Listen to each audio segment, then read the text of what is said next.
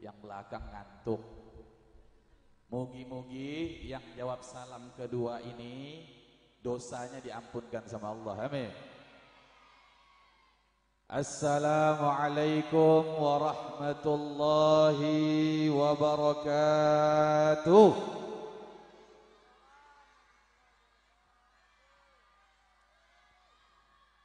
Alhamdulillah, alhamdulillahi rabbil alamin.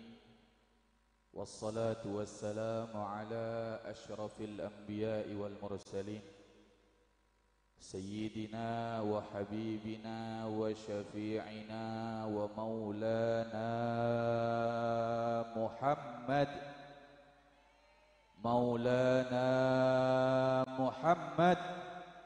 sallallahu alaihi wa ala alihi wa sahbihi ajma'in. Rabbi syrah li sadri wa yassir li amri wahlul 'uqdatam min lisani yafqahu qawli, amma ba'd. Yang sama-sama kita hormati, kita muliakan, kita patuhi, kita ta'zimi para alim ulama, para kiai, para guru, para habaib, para ustadz, wabil khusus mudir ma'had, ya, pimpinan pondok pesantren Raudhatul Ulum Gus Khalilur Rahman. Juga di sini duduk bersama kita Habib Ali Ikhwan, Habib Luqman, ada Gus Maulana, dan semua sedoyo para Gus, para kiai, para habaib yang datang pada malam hari ini. Mudah-mudahan kita doakan guru-guru kita, kiai-kiai kita, habib-habib kita, ustadz kita dipanjangkan umurnya sama Allah, dimudahkan urusannya oleh Allah, dan mudah-mudahan kita semua yang kumpul bersama mereka digolongkan menjadi orang-orang yang insya Allah di dunia duduk dengan ulama, mudah-mudahan di surga duduk dengan Nabi Muhammad sallallahu alaihi wasallam. Amin Allahumma amin. Duduk kalih ulama ini, Bu, juga dituliskan di dalam kitab Manhajus Sawi. Di hari kiamat nanti ada seorang hamba menghadap Allah. Kemudian malaikat diperintahkan untuk menghitung amalnya di dunia. Amalan yang baik, pahala diletakkan sebelah kanan. Amalan buruk, maksiatnya diletakkan di sebelah kiri. Ditimbang-timbang, dihitung-hitung, ternyata ini manusia ini dosanya lebih banyak daripada kebaikannya. Maksiatnya lebih banyak daripada pahalanya.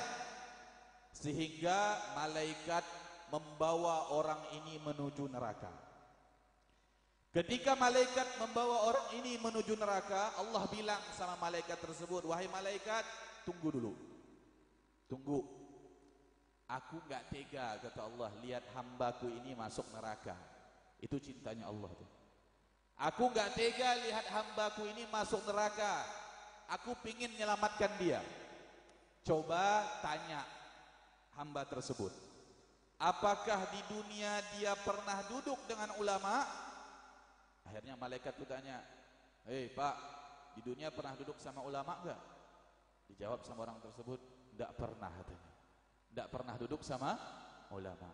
Akhirnya malaikat bilang sama Allah, "Ya Allah, Engkau Maha tahu. Tanpa aku kasih tahu, Allah Maha tahu. Ini hambamu bilang enggak pernah, ya Allah."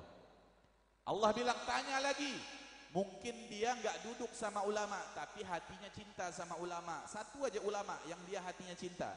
Kadang-kadang orang enggak pernah duduk majelis, tapi hatinya cinta sama ulama. Coba tanya, mungkin dia cinta sama ulama." Malaikat tanya lagi, Pak, pernah enggak cinta sama ulama? Sayang sama ulama, ngefans sama ulama?" Kata orang itu, "Enggak pernah," gitu.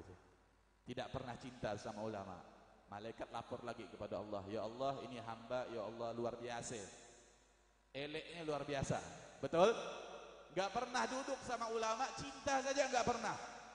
Akhirnya kata Allah bilang, coba tanya, kata Allah. Mungkin dia punya teman, bapak ini punya teman, yang temannya itu pernah duduk di majelisnya ulama. Maka malaikat tanya, Pak, engkau punya enggak teman? Teman biasa, bukan ulama, tapi temannya ini sering duduk di tempatnya ulama, sering hadir majelis.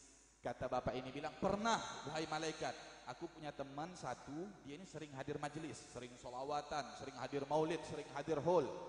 Akhirnya malaikat lapor, ya Allah, dia punya teman satu orang, temannya ini sering hadir majelis, temannya ini sering hadir haul, hadir maulid. Kata Allah bilang, selamatkan dia, jangan masukkan dia ke neraka, masukkan dia ke surga berkah temannya yang sering duduk dengan ulama. Bayangkan tuh. Seandainya ini bapak bu ya, pak bu, ini bapak ini dapat berkah temannya yang sering duduk dengan ulama, maka hari ini betapa beruntungnya kita duduk bersama para ulama, duduk bersama para kiai, para habaib.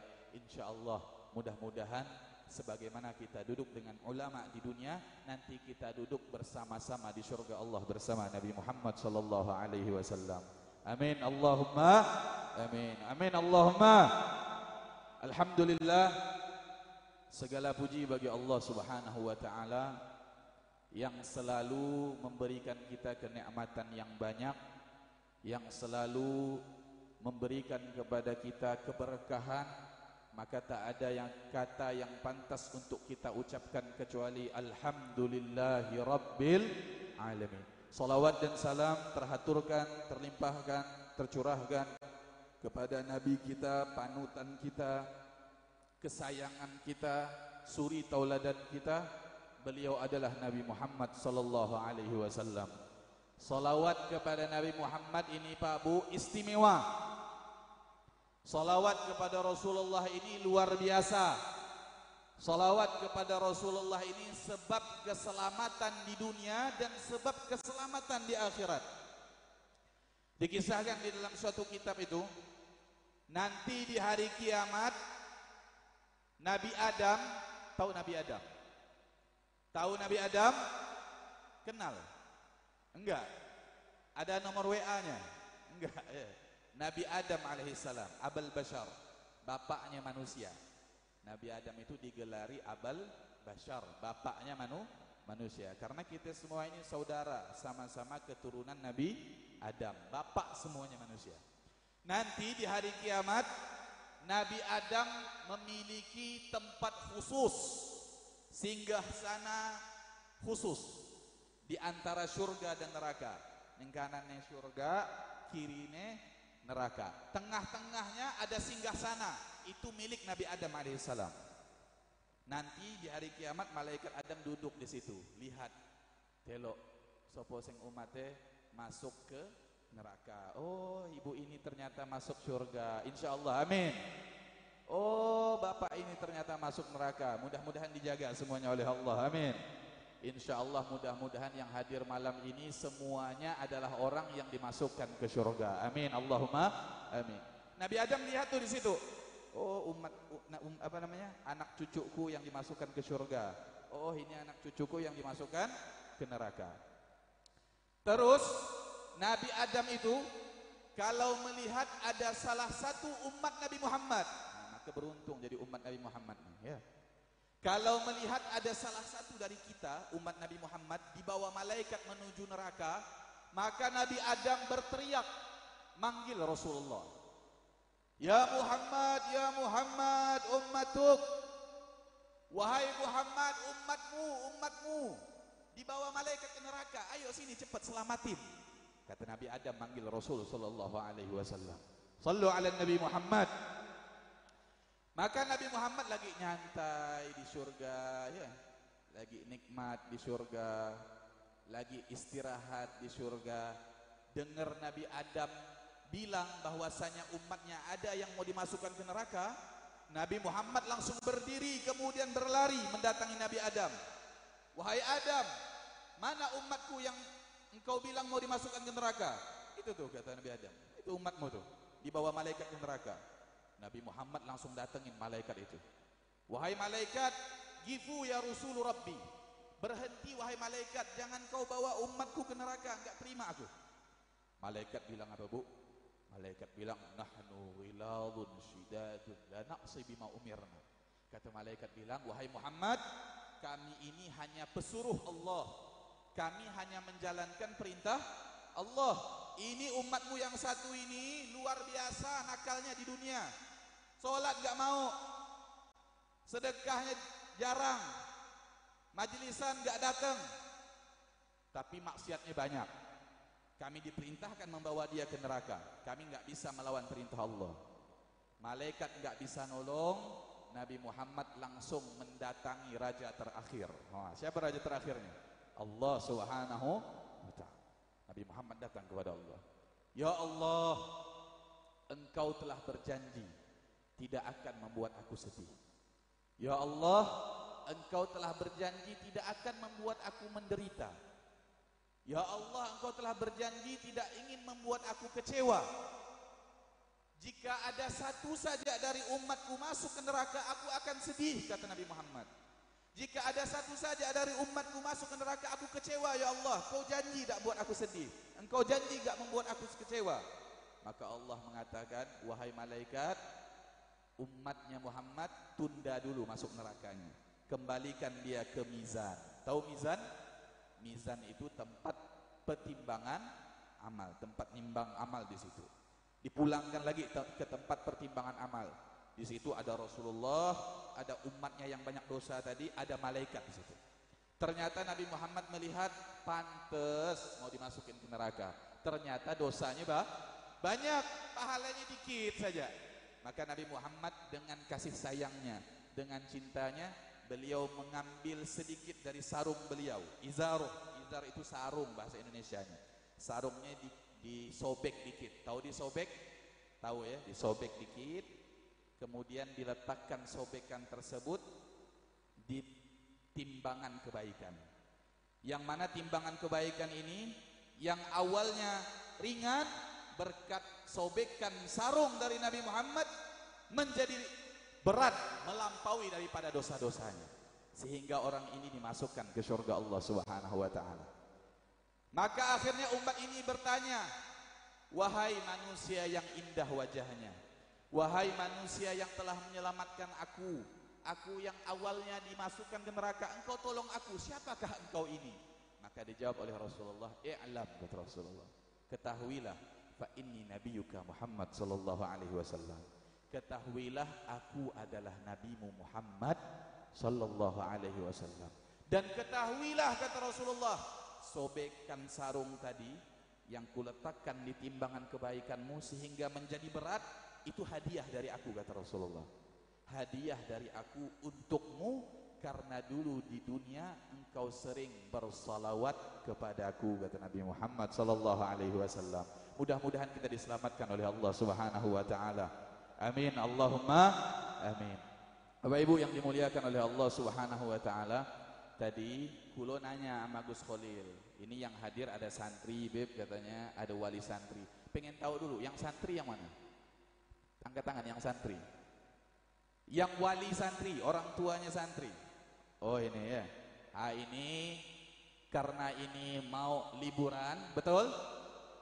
Seneng nggak santri liburan? Seneng banget tuh, Bu, ya. Kalau ibu nggak pernah mondok, hari paling indah bagi santri itu ketika mau liburan, itu ahla minal asal. Itu lebih manis daripada madu, katanya, ya. Kata santri itu gitu. Liburan itu lebih manis daripada madu. Nah, ini karena mau liburan tak kasih pesan. Mau tak kasih pesan?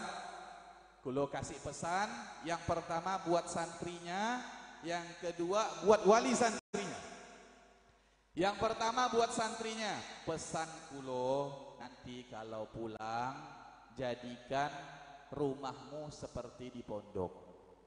Ngapunten, Bu, ya, karena kulo ini pernah mondok, santri itu di pondok, ya Allah, wajahnya terang, ya, wudunya lancar, solatnya 5 waktu, wirid, zikir, amalan, solawat, rotiban di pondok.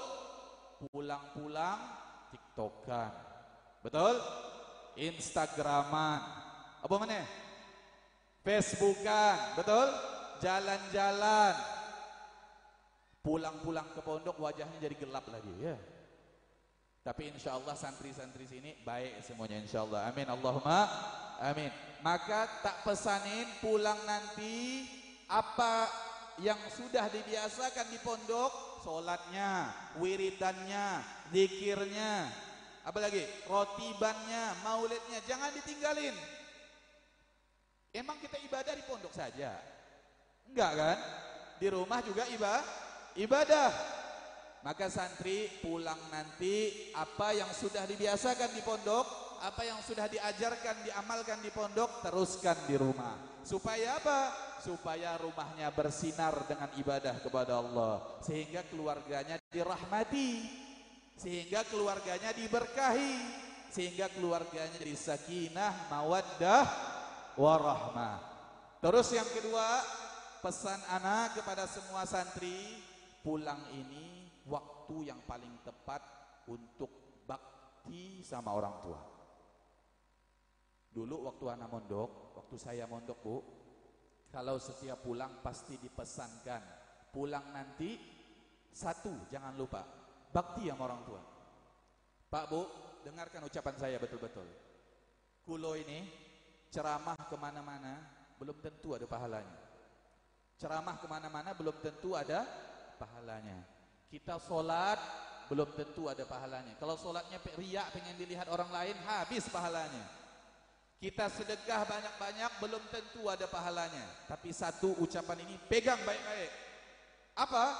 Kalau orang tuamu ridho, kalau orang tuamu senang denganmu, pastikan Allah ridho, Allah senang.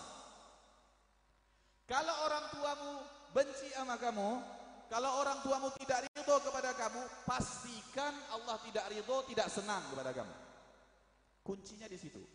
Jalan masuk surga paling pintas. Jalan masuk surga paling pintas, paling singkat, paling cepat. Apa itu? Bakti sama orang tua. Yang bilang siapa, Bib? Yang bilang bukan ana, bukan kulo. Yang bilang Nabi Muhammad sallallahu alaihi wasallam. Kata Rasulullah bilang apa? Ridallah fi ridho walidin wa sukhtullah fi sukhti walidin. Ridho Allah terletak pada ridho kedua orang tua. Murka Allah terletak pada murka kedua orang tua. Bahkan dikisahkan itu ada orang, Pak, Bu, malamnya ibadah. Malamnya ibadah. Banyak dia ibadahnya malam tuh. Sehingga bangun di pagi hari, Allah cinta sama hamba ini. Allah sayang sama hamba ini. Tetapi di pagi itu orang tuanya murka kepadanya, maka Allah mengatakan, aku ikut murka kepada orang tersebut. Ada orang yang lain, malamnya maksiat, malamnya buat dosa, sehingga bangun pagi harinya Allah murka sama dia, Allah benci sama dia. Tetapi di pagi yang sama orang tuanya ridho, senang kepada dia, maka Allah mengatakan, aku ikut ridho kepada orang tersebut, kata Allah Subhanahu wa ta'ala. Dulu ada yang namanya Uwais Al-Qarni.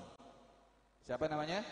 Uwais Al-Qarni. Nanti kalau ada anak boleh, Bu, dikasih nama Uwais Al-Qarni.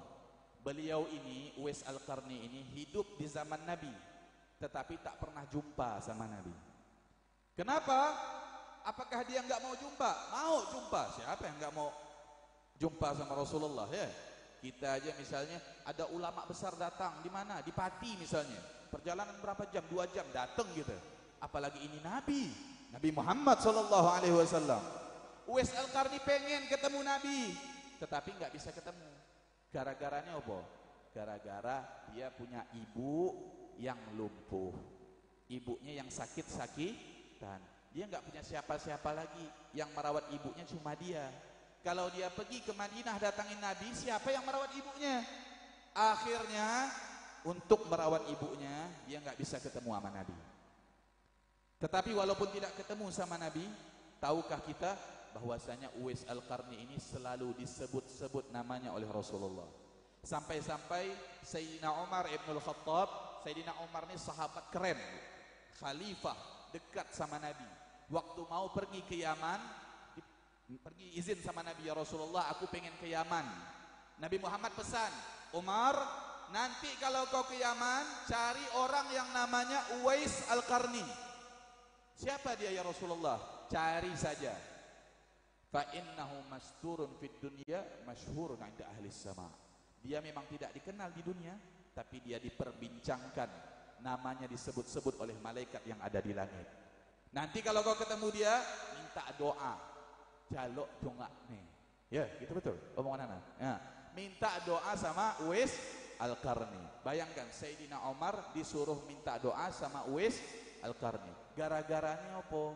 Gara-garanya bakti kalih wong tuane. Maka insya Allah siapapun yang bakti sama orang tuanya, kata guru ana bilang, pulang nanti jadikan ibumu seperti ratu, jadikan ayahmu seperti raja. Ya, paham? Jadikan ibumu seperti ratu, ayahmu seperti raja, maka engkau akan dijadikan oleh Allah penguasa dunia. Mana ada nggak kira-kira kita nyuruh ratu, wahai ratu ambilkan aku makan gitu, bisa gitu? Enggak ya. Masa ratu disuruh-suruh, wahai raja belikan aku ini? Gak mungkin. Ya, raja disuruh-suruh, nggak boleh. Perlakukan orang tua kita seperti itu. Jadikan ibumu seperti ratu, ayahmu seperti raja, maka engkau akan jadi penguasa di dunia. Pastikan di dunianya bahagia, akhiratnya selamat kalau kita bakti sama orang tua. Yang kedua, pesan untuk orang tuanya. Ya, pesan untuk orang tua. Bu, Pak, ini guru-guru di pondok, Gus Kholil, semua yang terlibat di sini, didik anak kita ini luar biasa. Kita punya anak 2-3 orang aja pusingnya luar biasa. Betul? Pusing, yang ini anak minta ini, sifatnya seperti ini, yang ini seperti ini, yang ini seperti ini, ribet. Bagaimana santri beliau tuh? Ada puluhan, 60-an kata beliau, 80-an. Dari latar belakang yang berbeda-beda. Ya Allah, itu capeknya luar biasa. Capeknya luar biasa. Dididik anak ibu, diajarkan ilmu agama, diajak wiritan, diajak zikiran, diajak untuk sholat. Jangan sampai nanti pulang anak ibu pendidikannya hilang. Bantu guru. Kesuksesan anak itu bukan hanya bergantung kepada guru, juga terlibat di dalamnya orang tua. Anaknya belum sholat, perintahkan sholat. Anaknya mau keluar kemana gitu, tanya dulu mau kemana, pulang jam berapa. Itu tanda kita sayang kepada anak. Ya, nah, maka mudah-mudahan insya Allah santri semuanya, baik santri yang ada di sini maupun yang ada bantu di dalam, mudah-mudahan kulo doakan ilmunya barokah.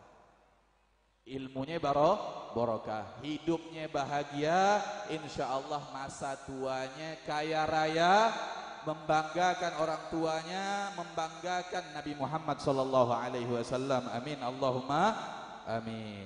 Udah berapa jam mana ceramah nih ya? Habib, udah berapa jam? Lanjut apa enggak, Pak? Yang benar, Bu. Kulo pernah ceramah ya, kulo pernah ceramah. Jadi kata kulo, apa lanjut apa enggak? Lanjut kata ibunya. Tak ulangin 2 kali, lanjut apa enggak? Lanjut. Ketiga kali tanya, lanjut apa enggak? Lanjut. Ya, orang nyuruh lanjut ya lanjut kan? Pulang-pulangnya kita digibahin sama dia. Ini Habibnya enggak lihat tah gitu, udah nyantuk kayak gini katanya. Wah, jangan-jangan ini tak tanya lanjut apa enggak? Lanjut. Nabi pulang, wah Habib tuh enggak lihat tah, mata udah merah, wis abang mana ya. Hah? Lanjut apa enggak? Nah, lanjut. Dikit lagi ya.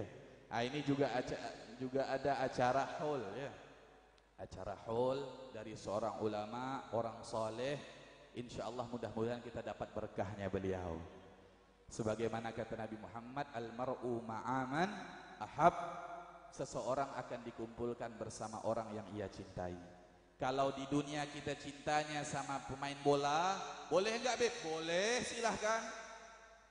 Cintanya sama artis boleh enggak? Boleh, silahkan. Tetapi tidak boleh mengalahkan cinta kita kepada Sayyiduna Muhammad sallallahu alaihi wasallam. Cinta kita kepada Nabi Muhammad harus melebihi segalanya. Agar apa? Agar kita di dunia bahagia, di akhirat nanti kita bersama Nabi Muhammad sallallahu alaihi wasallam. Wali itu, Bu, wali itu ciri-cirinya, ada ciri-cirinya wali itu, ya. Apa ciri-cirinya wali? Wali itu ciri-ciri diantaranya, ya, diantara ciri-cirinya itu banyak cobaannya, banyak ujiannya. Karena Nabi Muhammad bilang, ya, innallaha idza ahabba 'abdan ibtalah, kata Nabi Muhammad. Allah kalau cinta sama hamba, kalau sayang kepada hambanya, apa yang Allah lakukan? Ibtalah, Allah uji. Cinta itu butuh ujian. Cinta itu butuh pengorbanan.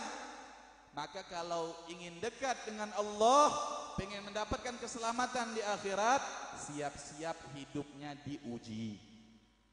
Bahkan di hadis yang lain Nabi mengatakan asyaddul bala al-anbiya tsumma al-amsal fal amsal. Orang yang paling berat ujiannya itu siapa? Para nabi. Kemudian orang yang mendekatinya. Maka hari ini kalau ingin tahu siapa sih di antara kita yang paling dicintai oleh Allah, jawabannya gampang. Misalnya ada wong tanya, ya, Beb, niki wong akeh nih, sapa sing paling dicintai oleh Allah di sini siapa? Tanya siapa yang paling banyak ujiannya, cobaannya, berarti dialah yang paling dicintai oleh Allah Subhanahu wa ta'ala. Karena orang semakin banyak cobaannya, tanda dia semakin dicintai oleh Allah. Karena Allah cemburu, Pak Bu. Allah itu maha cemburu. Nah, maka jangan buat Allah cemburu. Jangan mendahulukan apapun di belakang Allah. Allah harus nomor satu. Maka di sini, ya, ini kulo pesan semuanya di sini, siapapun yang lagi menghadapi masalah, ujian, cobaan, itulah bunga-bunga dunia. Di dunia ini, Bu, tidak manusia itu enggak lepas dari dua hal. Nah, Ibu pegang betul-betul ini. Dari manusia hidup sampai mati, enggak mungkin manusia itu lepas dari dua hal. Apa itu? Satu, cobaan. Enggak ada manusia enggak ada cobaan. Nabi Muhammad aja dicoba sama Allah. Apakah sampai yang lihat anak enggak ada cobaan? Banyak cobaannya. Cuman kita senyum-senyum aja, ya. Semuanya pasti ada cobaan, enggak mungkin terlepas. Wala nabluwannakum bisyai'in minal khaufi wal ju'i wa naqsin minal amwali wal anfusi was samarat wa basyiris sabirin. Kata Allah bilang pasti, kata Allah. Di dalam Al-Qur'an Allah mengatakan pasti akan kami uji kalian wahai hambaku, akan kami coba, akan kami berikan ujian. Biasanya berupa kemiskinan. Betul? Ada orang diuji dengan ekonomi, atau ekonominya bagus, uangnya banyak, diuji dengan kesehatan. Uangnya banyak tapi sakit gula, sakit kolesterol, sakit asam urat, nggak boleh makan ini, nggak boleh makan itu. Nah, berarti ujiannya itu tentang kesehatan. Oh no, uangnya banyak, ya, badannya sehat, tapi diuji punya anak yang nakal biasanya. Nggih, ada anaknya nakal, ya Allah disuruh ini enggak mau, tapi nakal banget. Itu tuh ujiannya di anak. Ada orang anaknya baik, diuji orang tuanya. Diuji sama orang tuanya ini nakal, orang tuanya ini sering ini, rumah tangganya sering dicampurin, akhirnya dia sama istrinya sering bermasalah, sering tengkar, orang tuanya suka bela anaknya, ini segala macam. Cobaan kita orang tua kita berarti. Ada orang semuanya baik, diuji dengan tetangganya suka musuhin dia, tetangganya seneng ngomongin dia. Nggih? Ada kayak gitu. Semuanya pasti punya cobaan masing-masing. Maka Allah mengatakan wabasyiris sabirin, berilah kabar gembira bagi mereka yang sabar. Alladzina idza asabatuhum musibatun qalu inna lillahi wa inna ilaihi raji'un. Siapa mereka? Mereka yang kalau ditimpa ujian sabar, terima dan mengucapkan inna lillahi wa inna ilaihi raji'un. Kemudian di antara sifatnya para wali itu, mereka itu ikhlas. Pak Bu, ikhlas dan sabar, ya. Mereka tuh bukan gak ada dunia. Ulama kaya-kaya tapi dunia di tangannya, bukan di hatinya. Ya, coba dilatih. Ana melatih juga. Berarti Habib gak cinta dunia. Doyan, Bu. Ya. doyan kabeh niki sing arepe sampean iki doyan kabeh ya sama dunia. Tapi kita harus belajar bahwasanya kalau pengen dekat dengan Allah jangan doyan sama dunia. Jangan cinta sama dunia. Berarti miskin, Beb. Bukan miskin. Dunia banyak enggak apa-apa, tapi tidak di hati. Ulama-ulama itu uangnya banyak. Ada Sayyid Muhammad bin Alwi Al-Maliki. Setiap tahun ganti mobil yang terbaru, yang limited edition. Yang di dunia cuma dicetak 5, satunya ada pada beliau pasti. Kaya, tapi di tangannya, tidak di hatinya. Nah, maka kita butuh seperti ini. Dulu kata Rasulullah bilang apa? Ad-dunya sijnul mu'min wa jannatul kafir. Dunia ini penjara bagi kita orang Islam, tetapi surga bagi orang-orang kafir. Makanya orang kafir tuh akeh sing sugih-sugih yo. Nggih, banyak uangnya banyak, lancar urusannya lancar segala macam. Kita ini orang muslim ya Allah, dagang enggak payu. Ya. Kebunnya enggak berbuah, banyak masalahnya. Jangan khawatir Bu, emang gitu di dunia ini diciptakan untuk mereka. Jatahnya kita nanti di surga. Tapi ada suatu cerita Pak Bu. Ada seorang ulama kaya raya. Ulama ini kaya raya. Dia punya tetangganya orang kafir, tapi miskin. Akhirnya orang kafir ini protes, datang ke rumah ulama tadi. Wahai ulama, wahai syekh, nabimu berkata bahwasanya dunia ini surganya kami, penjara bagi kalian. Tetapi kok hidupmu yang bahagia, hidupku yang susah. Kau sugih, aku miskin. Kok bisa? Dijawab sama ulama tadi, kekayaanku di dunia, kenikmatanku di dunia, kalau dibandingkan dengan kebahagiaan nanti di akhirat, surga Allah, di dunia ini seperti penjara. Kekayaan di dunia ini seperti penjara. Kalau dibandingkan dengan kenikmatan nanti di surga Allah Subhanahu wa taala. Mugi-mugi sedaya masuk surga. Amin. Dan kemiskinanmu ya, dan kesusahanmu, kesulitanmu dibandingkan nanti di akhirat masuk neraka, kesulitanmu di akhirat, kesusahanmu di akhirat, ini di dunia ini sudah surga bagi engkau.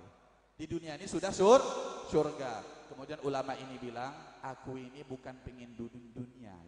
Dunia yang ngejar-ngejar aku, kata ulama ini. Kalau kau mau, aku ingin memberikan ujian kepada kau, kata ulama ini. Kalau engkau lulus, ini rumah yang dalamnya ada emas, ada hiasan, ada harta, untukmu semua.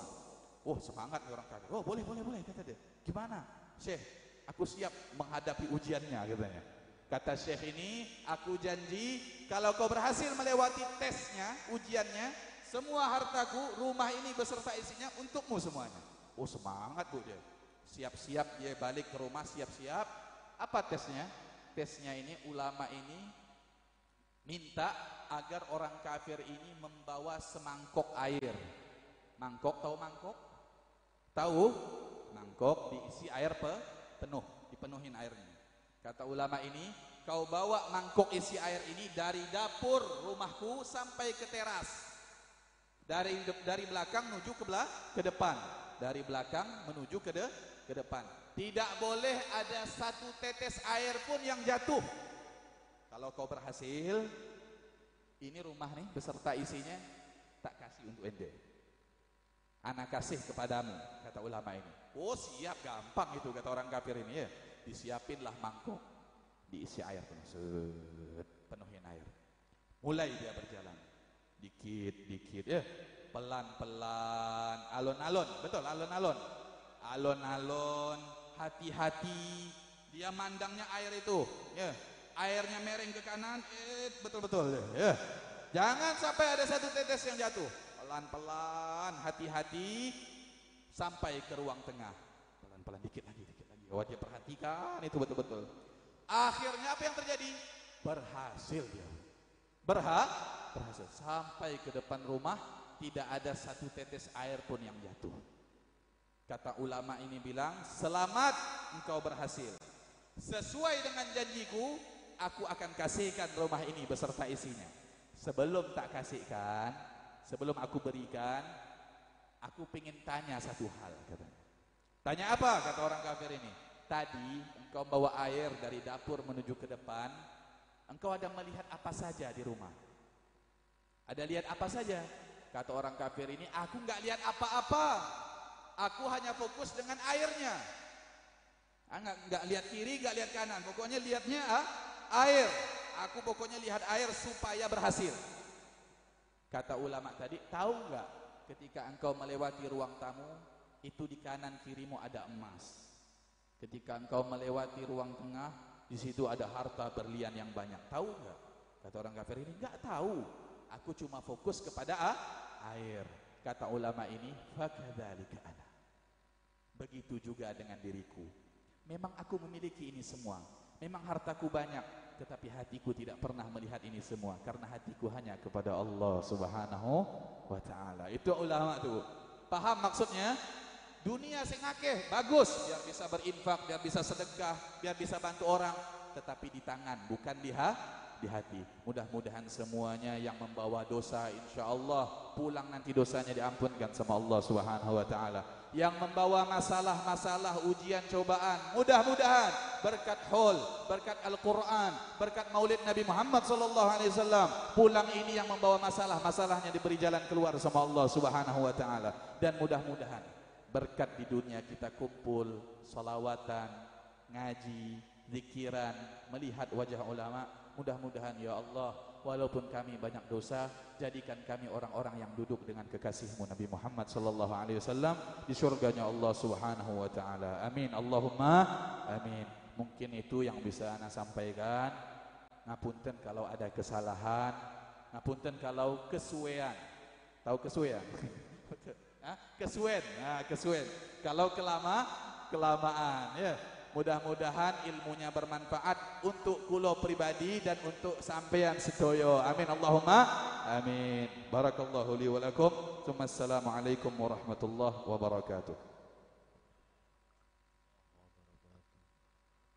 وحين قرب وعلى هذا الحبيب على ندي السماوات والأرض لما في النبي الترهيب وأمضى الوجود لله على أهل الوجود تسير والسنة الملائكة بتبشير للعالمين تعيد سبحان الله والحمد لله لا إله إلا الله الله أكبر سبحان الله والحمد لله ولا إله إلا الله الله أكبر سبحان الله والحمد لله ولا إله إلا الله الله أكبر والقدرة كشفت جناد المستور ليبرز نور كاملا في عالم دور نورا فوق كل نور صلى الله عليه وقد الحق حكم على من أدم الله عليه النعمة من حواس الأمة ينظر عند وجه أمة تنيسا لجناب المسعود ومشاركة في يد السمات الممدود صلى الله عليه فحضرت بتوفيق الله سيدة مريم وسيدة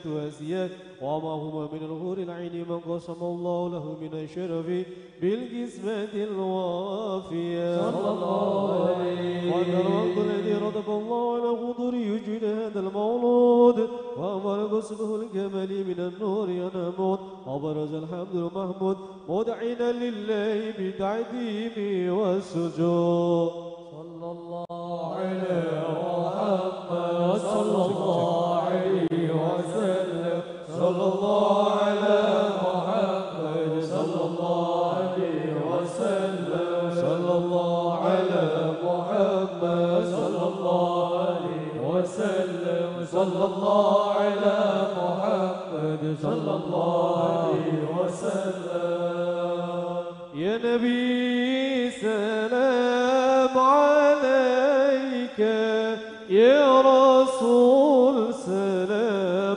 عليك يا حبيب سلام عليك صلوات الله عليك يا نبي سلام عليك يا رسول سلام عليك يا حبيب سلام عليك صلوات الله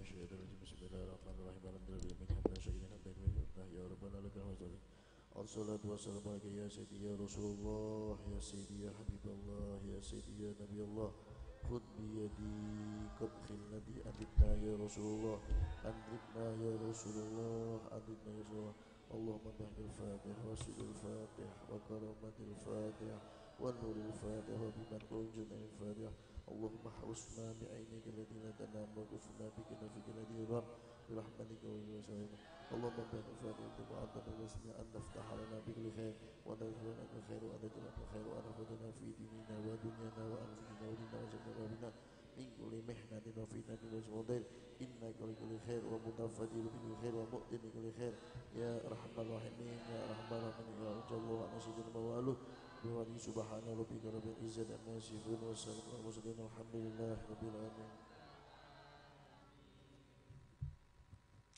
بسم الله الرحمن الرحيم اللهم اجعل اجتماعنا اجتماع رحمة وفراقنا بعده رحمة اللهم سلمنا سلمنا سلمنا سلم ديننا سلم إسلامنا سلم أولادنا سلم جماعاتنا سلم أخينا المسلمين مسلمات مؤمنين مؤمنات من آفات الدنيا وعذاب الآخرة اللهم أغننا بالعلم وزينا بالتقوى وأجملنا بعافيتك يا ولي العافية يا حي يا قيوم يا حنان يا منان يا ديان يا برهان يا سلطان يا سبحان لا إله إلا أنت سبحانك إني كنت من الظالمين فاستجبنا له ونجيناه من الغم وكذلك ننجي المؤمنين وزكريا ويحيى وعيسى إذ نادى ربه ربي لا تذرني فردا ربي لا تذرني فردا يا الله ربي لا تذرني فردا وأنت خير الوارثين وصلى الله على خير خلقه سيدنا مولانا محمد وعلى آله وأصحابه وذريته وأهل بيته أجمعين سبحان ربك رب العزة عما يصفون وسلام على المرسلين والحمد لله رب العالمين بسر الفاتحة.